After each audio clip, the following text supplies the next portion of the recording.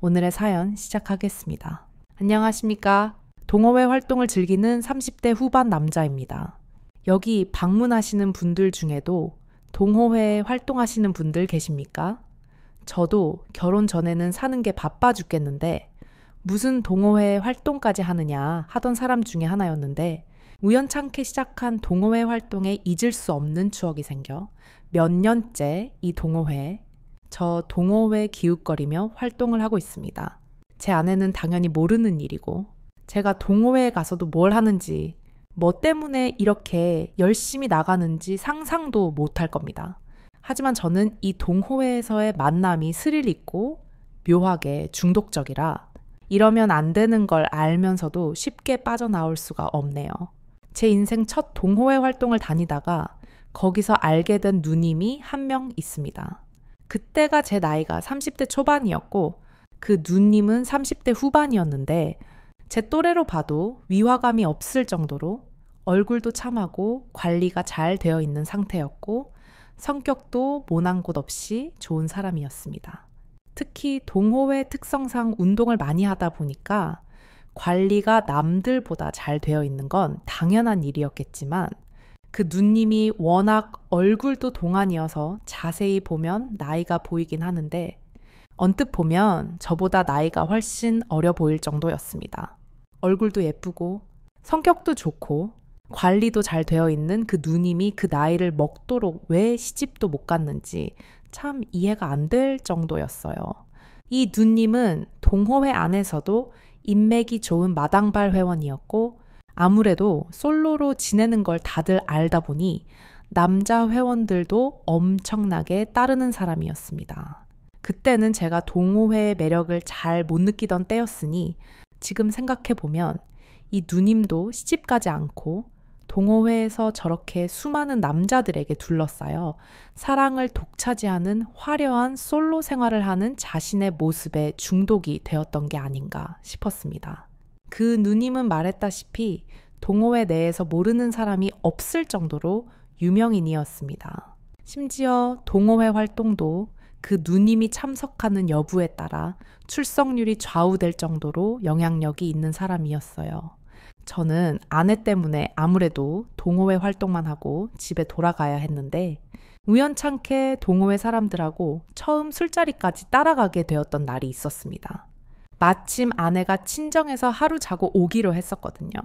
아무튼 그때 저도 처음으로 동호회 회원들과 뒤풀이를 나갈 수가 있었고 그때 그 누님과 처음으로 안면도 트고 대화를 나누게 되었습니다.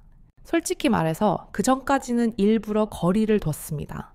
동호회 활동을 하다 보면 남자 회원들이 꼭 자기한테 와서 말 한마디씩 걸고 하는데 저는 당시에 아내도 있고 해서 딱히 말이라도 붙여볼 생각도 없었고 애초에 숙맥인 저한테는 기회도 없는 게 아닌가 생각했기에 그 누님과 대화를 따로 나눈 적이 없었거든요.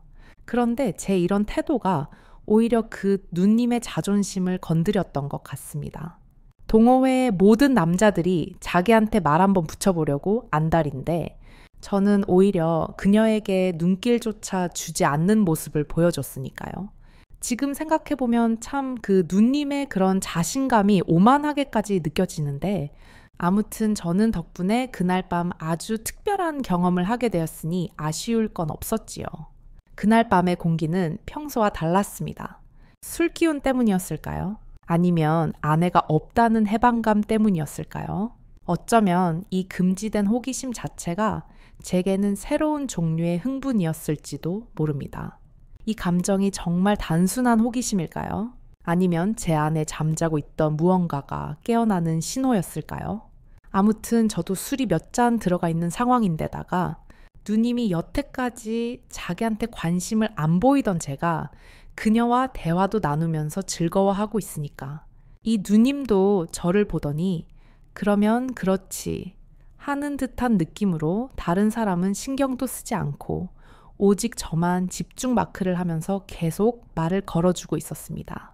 사실상 결혼 후 몇 년 만에 아내가 아닌 다른 여자와 이렇게 술을 마시며 대화를 나누는 게 처음이었거든요. 거기에 대화를 나누면서 술이 점점 더 한두 잔씩 들어가다 보니 저도 묘하게 그런 상황에 들떠 있었나 봅니다. 그 누님이 계속 대화를 하면서 제 말에 반응을 해주고 제 어깨도 툭툭 건드리면서 그런 간단한 터치들을 먼저 유도했거든요. 그러다 보니까 저도 분위기를 탄 건지 점점 신이 나기 시작해서 누님을 앞에다 두고 아재 개그를 던지기 시작한 거예요.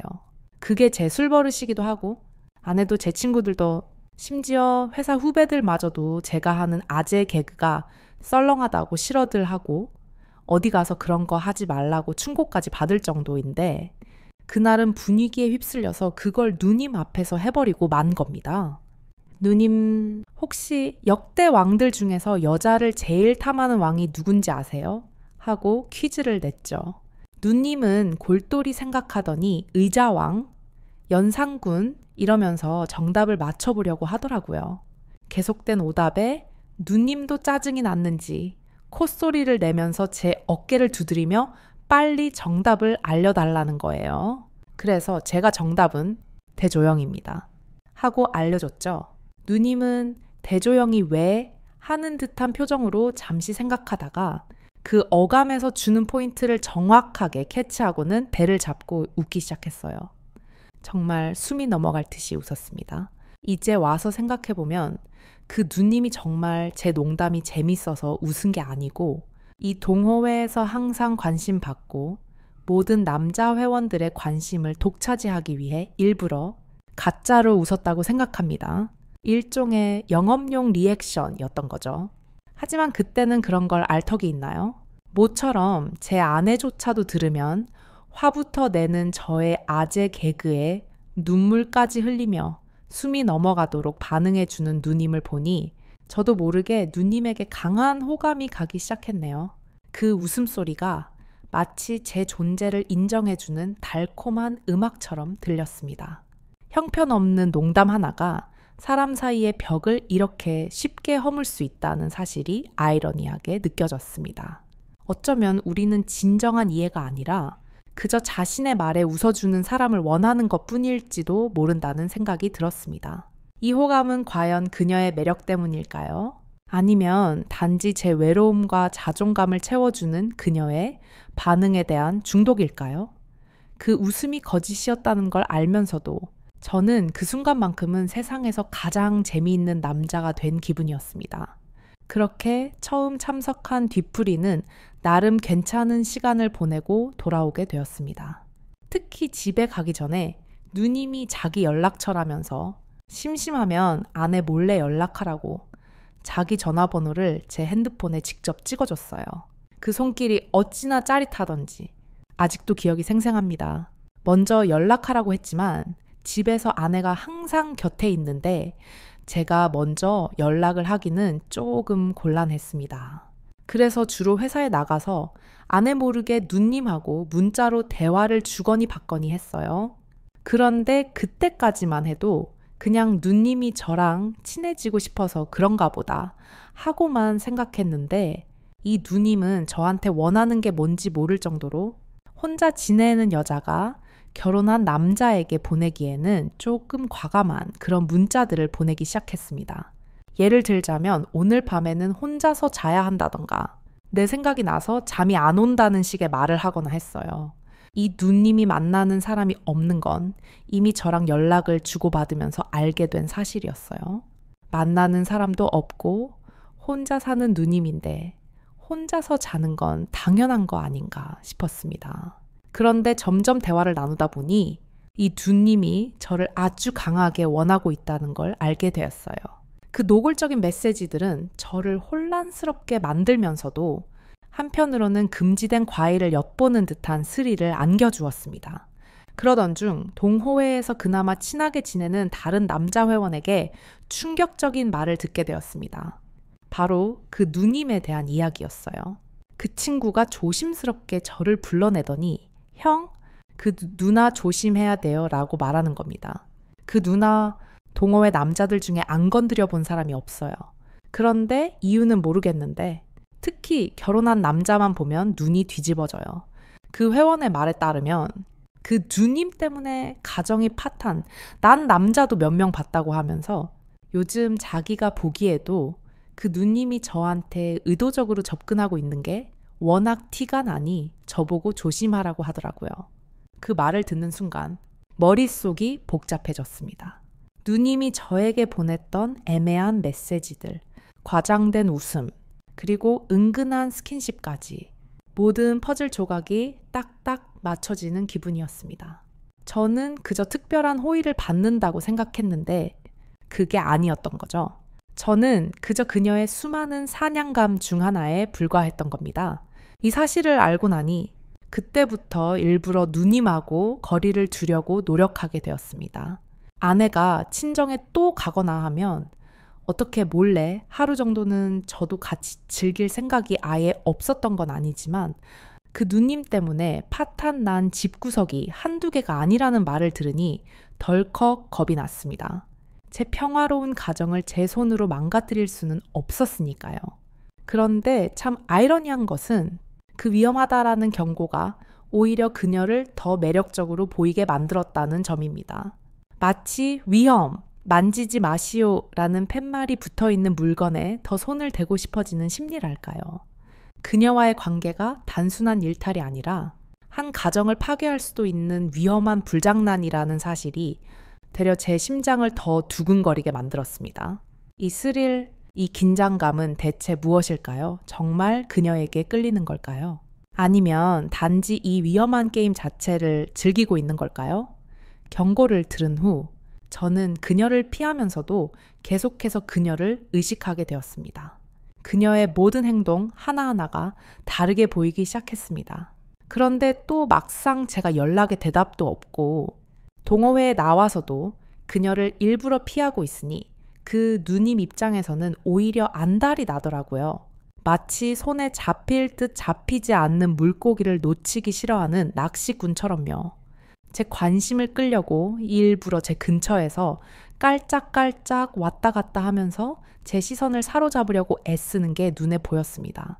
운동할 때 일부러 제 바로 옆자리에서 운동을 하거나 제가 있는 쪽으로 공을 일부러 굴려서 말을 걸 구실을 만들기도 했죠.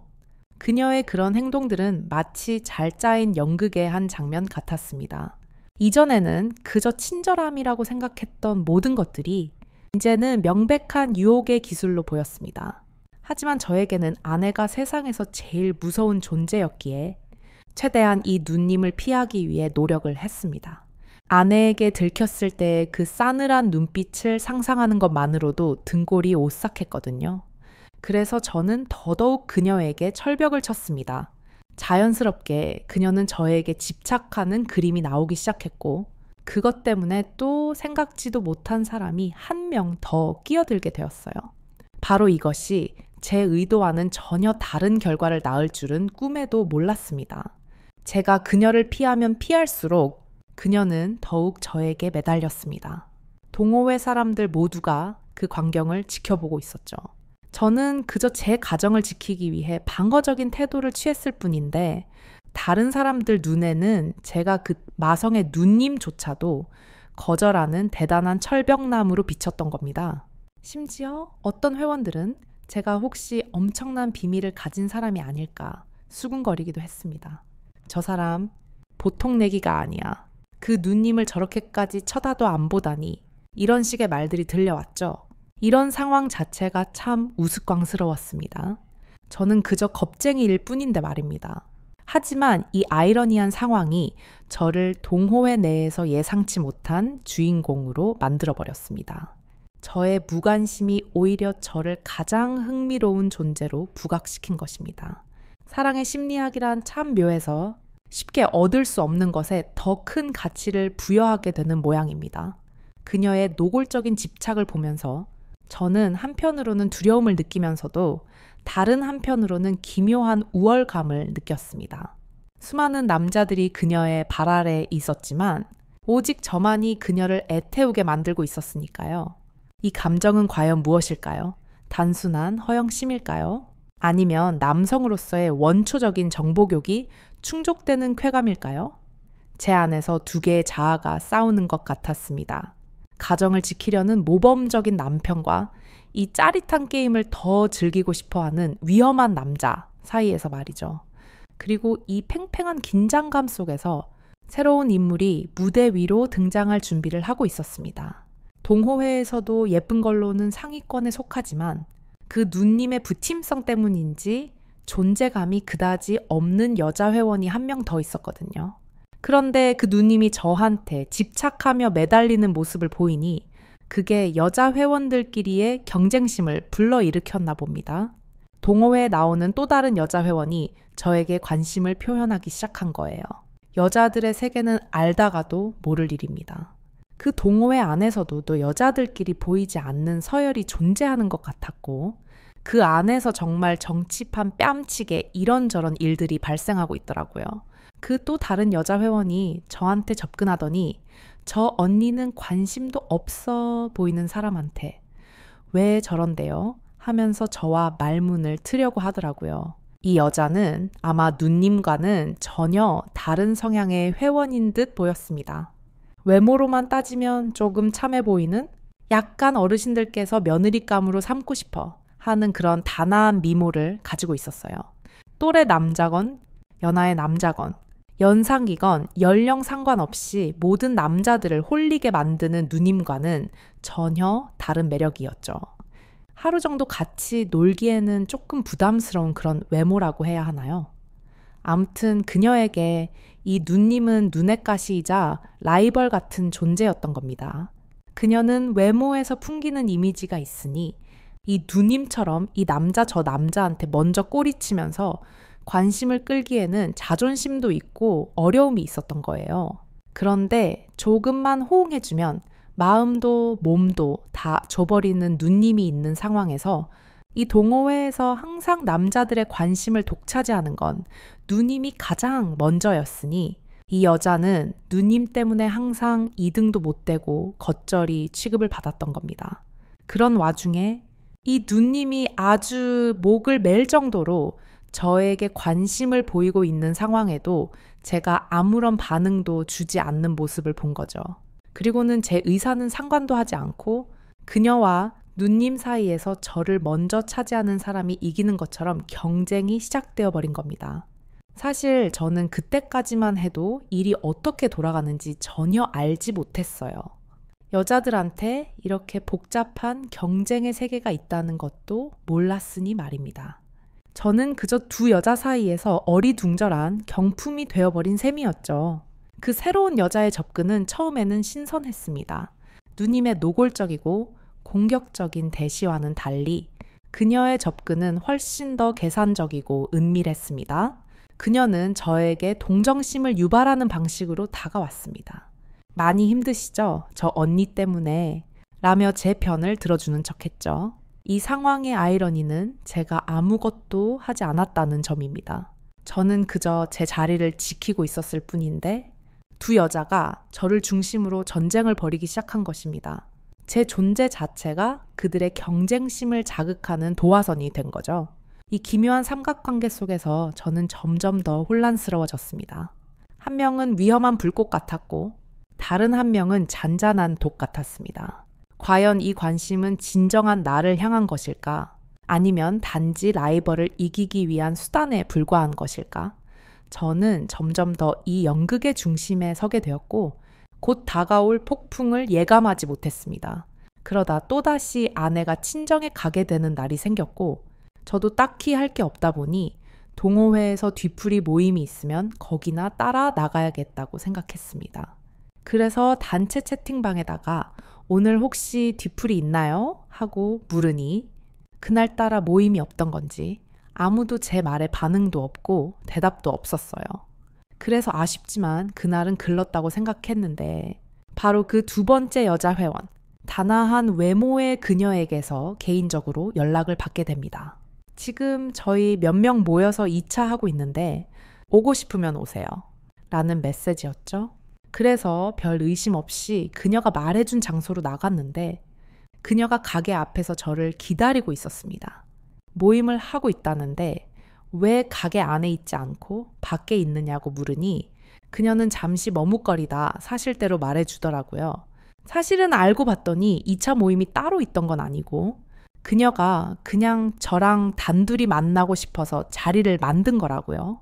약간 어른스럽고 남자 홀릴 법한 누님만 보다가 또 이렇게 청순하고 단아한 여자가 저한테 적극적으로 접근을 하니 기분이 색다르더라고요.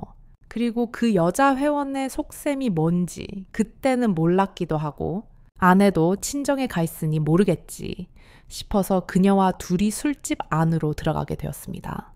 한참 대화를 나누고 있는데 아니나 다를까 그 첫 번째 누님이 오늘 모임이 있냐는 저의 단체 채팅을 본 건지 저한테 자꾸 우리 둘이서만 만날래? 하고 연락이 오더라고요. 부담스러워서 일부러 대답을 안 하고 있었는데 제 핸드폰이 테이블 위에 있으니까 누님한테 연락이 오고 있는 걸 그녀가 눈치를 챈 거예요. 거기서 그 여자는 라이벌 의식이 폭발해서 그런 건지 제가 그녀에게 워낙 관심이 없는 모습을 보였고 그 당시에 그 누님이 계속해서 보내는 연락을 제가 일방적으로 무시하고 있으니 그게 또 그녀의 경쟁 심리를 자극한 모양입니다. 그 여자 입장에서는 누님이 보는 앞에서 제 마음을 정복해버리면 그 누님의 높은 콧대도 꺾어버리고 자기가 승리자가 되는 거라고 생각했나 봐요. 그러면서 저한테는 허락도 받지 않고 누님의 전화를 덥석 받은 다음에 언니, 저 지금 이 오빠랑 둘이서 술 마시고 있어요. 자신 있으면 언니도 오세요. 라고 자신 있게 말하면서 누님 보고 오고 싶으면 오라고 선전포고를 하더라고요. 저는 그 순간 얼어붙었습니다. 이건 제가 원했던 그림이 아니었습니다. 조용한 일탈을 꿈꿨을 뿐인데 어느새 두 여자의 전쟁터 한복판에 서게 된 것입니다. 누님도 그녀의 도발에 발동이 걸린 건지 한 40분 정도 뒤에 술자리에 도착했는데 그동안 보던 차림보다 훨씬 과감하고 화장도 진하게 하고 나타났더라고요. 마치 전투에 나가는 장수처럼 말이죠. 그래서 거기서 두 사람이 아무 상관도 없는 저를 두고 경쟁전을 치르기 시작한 겁니다. 웃어야 할지 울어야 할지 모르는 상황이었지요. 이 상황의 가장 큰 아이러니는 두 여자 모두 저의 진정한 마음에는 관심이 없어 보였다는 것입니다. 그들은 서로를 이기는 것에만 혈안이 되어 있었습니다. 저는 그저 그들의 승리를 증명할 트로피에 불과했습니다. 이 기괴한 애정 공세 속에서 저는 사랑이라는 감정의 본질에 대해 다시 생각하게 되었습니다. 이것이 정말 사랑일까? 아니면 소유욕과 경쟁심이 만들어낸 기형적인 감정의 형태일까? 저는 그저 이 폭풍이 빨리 지나가기만을 바랄 뿐이었습니다. 아내가 친정에 가 있긴 하지만 이런 상황은 제가 총각 때나 있었으면 좋을 일이지 가정에 있는 저한테 이런 일이 발생한다고 어디다 써먹겠어요. 그런데 두 사람은 당장 자기들이 승리를 하겠다고 저를 양옆에 끼고 앉아서는 서로 제 팔을 잡아당기며 오빠는 내가 더 좋지? 하고 있으니 이러지도 못하고 저러지도 못하는 상황이었습니다. 그런데 아무래도 동호회가 제가 사는 곳 근처에서 모임을 갖다 보니까 자꾸 주변 눈치가 보이지 않을 수가 없었습니다. 특히 이 장면을 아내를 아는 사람이라도 본다면 이 상황을 어떻게 설명해야 할지 감도 오지 않더라고요. 그래서 하는 수 없이 누님과 그녀에게 장소를 조금 프라이버시를 지킬 수 있는 곳으로 옮기면 좋겠다고 했습니다. 그러니 이번에는 서로 자기 집으로 가자고 하면서 경쟁이 붙은 거예요. 가게 안에서 아는 사람을 본 것 같아서 허둥지둥 나온 건데 이제는 가게 밖 길거리에서 여자 2명이 제 양팔을 붙잡고 서로 자기 집으로 가야 한다고 우겨대고 있으니 사람들 눈이 무서워서 어떻게 하지는 못하고 급한 대로 데리고 온 곳이 바로 저희 집이었습니다. 아내가 없다는 사실 하나가 저를 이렇게 대담하게 만들었습니다. 막상 아내와만 단둘이 지내던 신혼집에 웬 낯선 여자들 2명이 떡하니 들어와 앉아 있으니 그 장면이 참 기괴하고 현실감 없더라고요. 벽에 걸려있는 저희 부부의 결혼 사진이 마치 저를 비웃는 것 같았습니다. 그런데도 그녀들은 아직도 서로 제가 자기를 더 좋아하네, 어쩌네, 저쩌네 하면서 술주정을 부리고 있으니 아주 당황스러웠습니다. 그런데 저도 어쩔 수 없는 게 이미 둘은 술에 엄청 취해서 자존심 싸움을 하고 있는 와중에 제가 괜히 그 둘을 자극이라도 했다간 그래서 둘 중에 누구야? 선택해. 라며 아주 고성방가를 질러서 아파트 이웃들한테 이 상황을 들키는 게 더 겁이 났습니다. 이게 대체 무슨 일인가 싶더라고요. 결국 저는 최악의 상황을 피하기 위해 최선의 아니 차악의 선택을 해야 했습니다. 그래서 급한 대로 두 사람을 진정시키고 한 명은 서재로 한 명은 옷방으로 해서 떼어놓고 잠을 청하게 했습니다. 두 사람을 떼어놓기 위해서는 제가 두 방을 오며 가며 그녀들 각각에게 사실 다른 사람보다 너가 더 좋다는 식으로 구슬리는 방법밖에 없었지요. 마치 전쟁 중인 두 나라 사이를 오가는 위태로운 외교관처럼 말입니다. 제 신혼집이 졸지의 분쟁 지역의 평화 유지군 막사가 된 기분이었습니다. 이 상황의 가장 큰 역설은 제 집, 즉 제 아내와의 가장 사적인 공간이 제 일탈의 무대가 되었다는 점입니다. 안식처여야 할 공간이 긴장과 기만으로 가득 찬 전쟁터가 된 것입니다. 저는 이 상황을 수습하면서 과연 제가 얻는 것이 무엇인지 자문했습니다. 스릴? 쾌락? 아니면 그저 하룻밤의 공허함 뿐일까? 제 결혼 사진 속에 행복해 보이는 제 모습과 두 여자 사이에서 진땀을 빼는 현재의 제 모습이 겹쳐지면서 저는 깊은 자괴감과 동시에 기묘한 흥분을 느꼈습니다. 어차피 두 사람이 술이 엄청 많이 취했던 상태다 보니 왔다 갔다 하며 진정만 시키면 금방 잠에 들지 않겠나 하는 얄팍한 생각이 들었어요. 그렇다고 두 사람을 맨바닥에서 재울 수는 없으니 옷장에서 안 쓰는 이불을 꺼내다가 깔아주고 두 방을 오가며 그녀들을 달래주고 재웠습니다. 하지만 제 생각처럼 호락호락하지가 않았어요. 동시에 두 명을 그것도 서로 라이벌 의식에 불타는 두 여자를 상대한다는 게 말처럼 쉬운 일이 아니었습니다. 서재에 있는 누님을 겨우 달래서 눕혀놓고 나오면 옷방에 있던 다른 회원이 왜 이렇게 늦게 와? 저 언니랑만 있었지 라며 투정을 부렸습니다. 그럼 또 그녀를 달래느라 진땀을 빼야 했죠. 아니야. 너한테 바로 오려고 했는데 화장실이 급해서 나는 네가 더 신경 쓰여. 같은 말도 안 되는 변명을 늘어놓아야 했습니다. 덕분에 결혼한 몸인데도 불구하고 아내 모르게 호강을 하기는 했지만 솔직히 말해서 이건 호강이 아니라 중노동에 가까웠습니다. 다음에는 꼭 이런 일을 해야만 한다면 한 명씩만 상대하는 게 좋겠다는 생각이 들 정도였습니다. 왔다 갔다 하는 것도 힘든데 저도 술이 어느 정도 취한 상태였으니 힘이 생각보다 많이 나지를 않아서 힘들었거든요. 마치 두 개의 다른 연극 무대를 동시에 오가며 다른 역할을 연기하는 배우가 된 기분이었습니다. 이 방에서는 열정적인 연인을, 저 방에서는 다정한 보호자를 연기해야 했죠. 이 모든 게 거짓이라는 걸 알면서도 저는 그 순간만큼은 제 연기에 심취했습니다. 아무튼 그렇게 그녀들도 충분히 저의 성의가 만족스러웠는지 깊은 잠에 빠져들었습니다. 저는 거실로 나와서 완전히 진땀을 다 빼고 녹초가 된 채로 쓰러지듯 소파에 기대 앉았습니다.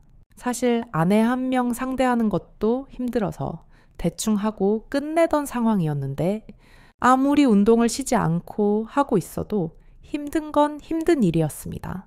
좋고 호강을 했다는 느낌도 없고 그냥 피곤하기만 한 게 마치 힘든 노동을 끝낸 뒤에 탈진 상태와 비슷했습니다. 남들이 들으면 복에 겨운 소리라고 할지도 모르겠지만 환상과 현실의 괴리는 생각보다 컸습니다. 남자의 판타지 속에서는 두 여자가 저를 위해 경쟁하는 황홀한 상황일지 몰라도 현실은 그저 두 명의 주치자를 돌보고 그들의 감정 쓰레기통이 되어주는 피곤한 과정일 뿐이었습니다. 이 경험의 아이러니는 제가 원했던 짜릿한 쾌락이 아니라 지독한 피로를 얻었다는 점입니다. 저는 소파에 누워 텅 빈 천장을 바라보며 생각했습니다. 내가 정말 원했던 게 이런 거였을까? 이 하룻밤의 소동이 끝나고 나면 내게 남는 것은 무엇일까? 허무함과 죄책감, 그리고 빨래 더미뿐이 아닐까 하는 생각이 들었습니다. 하지만 그 피로감 속에서도 제 심장 한구석에서는 이 위험한 게임을 무사히 마쳤다는 안도감과 성취감이 스멀스멀 피어오르고 있었습니다. 아침이 밝자마자 저는 그녀들을 깨워서 보냈습니다. 정신없는 밤이 지나고 아침 햇살이 거실로 쏟아져 들어오는데 그 빛이 마치 제 죄를 비추는 것 같아 괜히 마음이 불편했습니다. 심지어 그 단아한 외모의 그녀는 전날에 저랑 있었던 일이 제대로 기억이 안 나는지 제가 왜 오빠 집에서 자고 있죠? 라고 묻기까지 하더라고요. 제 아내 안부까지 묻는 걸 보니 이미 술집에서부터 필름이 끊겼던 것 같았습니다. 그 모습을 본 누님은 그 상황을 저와 그녀 사이에는 아무 일도 없었던 걸로 받아들였는지 약간 의기양양한 표정으로 저에게 윙크를 한번 찡긋하고는 돌아가더라고요. 마치 자기가 이 전쟁의 최종 승자라고 선언하는 듯한 모습이었습니다. 그리고 저는 혼자 남아 또 난리통을 피우게 되었지요. 그녀들이 덮고 잤던 이불들에 혹시라도 그녀들의 강한 향수 냄새가 배어있지는 않을까 걱정이 된 거예요. 그래서 일단 전후 사정은 모르겠고 묻지도 따지지도 않고 이불 빨래부터 돌렸습니다. 집안에는 구석구석 방향제를 뿌려놓고 다니고 동네 편의점에 가서 일부러 소주 2병과 맥주 몇 캔을 사온 뒤에 저 혼자 술을 마신 것처럼 식탁 위에 빈 병들을 늘어놓았습니다. 완벽한 알리바이를 위한 저의 처절한 노력이었죠. 아내가 돌아오고 나서 이불을 보고 깜짝 놀라더라고요. 이불이 왜 전부 다 나와 있어? 세탁기는 왜 돌아가고 있고? 하고 묻길래 저는 준비해둔 시나리오대로 연기를 시작했습니다. 어젯밤에 너무 추워서 옷장에서 이불이란 이불은 다 꺼내 덮고 잤는데 아침에 일어나니 땀범벅이 되어 있어서 이불이 다 젖었더라고. 그래서 세탁 돌렸지. 그랬더니 아내가 이불을 만져보더니 기겁을 하는 겁니다. 여보, 이 이불은 물 빨래하면 안 되는 목화솜. 이불이란 말이야. 솜 다 뭉개지잖아. 당신 때문에 비싼 이불 하나 버리게 생겼네. 라며 저를 타박하더군요. 아무튼 멀쩡한 이불 하나 버리게 만들어서 아내가 화가 난 덕분인지 그날의 증거는 제대로 인멸이 되어서 그런가 딱히 다른 의심은 받지 않고 넘어갈 수 있었습니다. 이 상황의 아이러니는 제가 저지른 거대한 잘못은 숨겨지고 엉뚱하게도 이불을 망가뜨린 작은 실수 때문에 아내에게 잔소리를 들어야 했다는 점입니다. 저는 아내의 잔소리를 들으면서 속으로 안도의 한숨을 내쉬었습니다. 가장 큰 비밀은 아주 사소한 소동 뒤에 숨는 법이니까요. 하지만 그 안도감 뒤에는 깊은 공허함이 밀려왔습니다. 두 여자와의 하룻밤은 결국 제게 남은 것이 아무것도 없었습니다. 그들은 그저 그들의 게임을 즐겼을 뿐이고 저는 그 게임의 도구로 사용된 후 버려진 셈이었죠. 이 모든 소동이 끝나고 혼자 남은 집 안에서 저는 과연 이 스릴이 제 삶을 풍요롭게 하는 것인지 아니면 갉아먹고 있는 것인지 깊이 고민하게 되었습니다. 하지만 그 고민은 그리 오래가지 않았습니다. 그때 생각이 난 게 아내가 적어도 한 달에 한 번씩은 친정에 가서 하루 자고 오는 게 생활이 되어 있으니 저도 가끔씩 기분 전환 삼아 동호회 활동을 나가서 여자 회원들과 이런 비밀스러운 시간을 가지는 것도 나쁘지 않겠다는 생각이 들었어요. 동시에 2명까지는 너무 힘들고 머리 아파서 싫고 딱 1명 정도와 건강하게 서로 필요한 것만 깔끔하게 취하는 그런 만남을 갖는 사이 말입니다. 그런데 안타깝게도 그런 저의 바람은 얼마 가지 못했습니다. 다음번 동호회 활동을 나갔는데 그 누님은 이제 저랑 볼장 다 봤으니 즉 저를 정복했으니 더 이상 저한테 집착할 이유가 없어진 거예요. 저를 봐도 예전처럼 살갑게 굴지 않고 마치 처음 보는 사람처럼 대면하게 대했습니다. 사실 저도 그날 밤의 느낌으로는 단아한 그녀보다는 이 누님이 아내한테만 들키지 않으면 뒤끝도 없을 것 같고 해서 누님과 잘 해보고 싶었는데 누님이 저한테 관심을 더 이상 보이질 않으니 제가 누님한테 집착했다가는 정말 다른 회원이 말해준 것처럼 제 가정이 파탄나는 지름길로 제가 스스로 걸어 들어가는 게 아닌가 싶었습니다. 그래서 다시 그 단아했던 그녀에게 접근을 했어요. 그녀는 그날 있었던 일은 기억도 제대로 못하고 있으니 다시 차근차근 단계를 밟아 나가면 그녀와는 오랫동안 좋은 관계를 유지할 수 있지 않겠나 싶었거든요. 그런데 그녀도 처음에는 평소처럼 저를 대하다가 누님이 저한테 더 이상 관심을 보이지 않는 걸 눈치채고는 저한테 볼장 다 봤다는 식으로 대하기 시작하더군요. 그녀의 관심사는 오로지 누님을 이기는 것 뿐이었던 거예요. 누님이 쓰러뜨리지 못할 상대 바로 저를 정복하고 싶은 욕심밖에 없었던 겁니다. 그리고 누님이 저한테 더 이상 관심을 보이질 않으니 그게 그녀 눈에는 누님이 자기한테 꼬리를 내렸다고 판단을 한 거고, 승리를 쟁취한 그녀는 더 이상 저한테 잘 보일 필요가 없어진 거나 마찬가지였던 거예요. 그렇게 그녀와도 자연스럽게 멀어지게 되었고, 저는 졸지에 꿔다 놓은 보릿자루 신세가 되었습니다. 결과적으로는 제가 두 사람과 동시에 끝을 보긴 했지만 그게 또 다른 시작이 아니라 그녀들이나 저나 서로 끝을 보는 결과가 돼버리고 말았던 겁니다. 여자들은 왜 그러는 걸까요? 자기들끼리 경쟁하고 이겨야만 직성이 풀리는 건지 참 궁금할 따름입니다. 아무튼 저는 그때부터 동호회에서 이런 식의 만남을 갖는 스릴에 완전히 중독이 되어버려서 그 동호회를 떠나 다른 동호회도 기웃거리면서 아내가 친정에 가서 없는 날에는 항상 새로운 상대방과 시간을 즐기는 은밀한 취미를 갖게 되었습니다. 동호회가 서로 같은 취미를 공유하는 사람들이 모이는 곳이기 때문에 이렇게 짜릿한 추억을 만들기에는 둘도 없이 좋은 곳인 것 같네요. 혹시 자기 취미가 있는데 혼자서만 즐기고 계신 분이라면 동네에 분명히 같은 취미를 즐기는 동호인이 있을 테니 그 사람들을 만나 한 번쯤 새로운 시간을 즐겨보는 게 어떠신지요? 없는 취미도 만들어서 여기저기 동호회 활동을 하고 다니는 사람이 이렇게 지나가면서 사연 하나 보태고 이만 들어가 보도록 하겠습니다. 오늘 저의 이야기는 어떠셨나요? 어쩌면 누군가는 저를 손가락질할지도 모르겠습니다. 하지만 밤이 깊어지고 세상이 잠들면 우리 마음속에는 각자 다른 욕망들이 조용히 고개를 들곤 하죠. 저의 이야기는 그저 수많은 욕망 중 하나의 모습일 뿐입니다. 오늘 밤 당신의 마음속에서는 어떤 이야기가 펼쳐지고 있나요? 이제 복잡한 생각들은 잠시 내려놓으세요. 창밖의 어둠이 모든 비밀과 후회를 부드럽게 감싸줄 겁니다.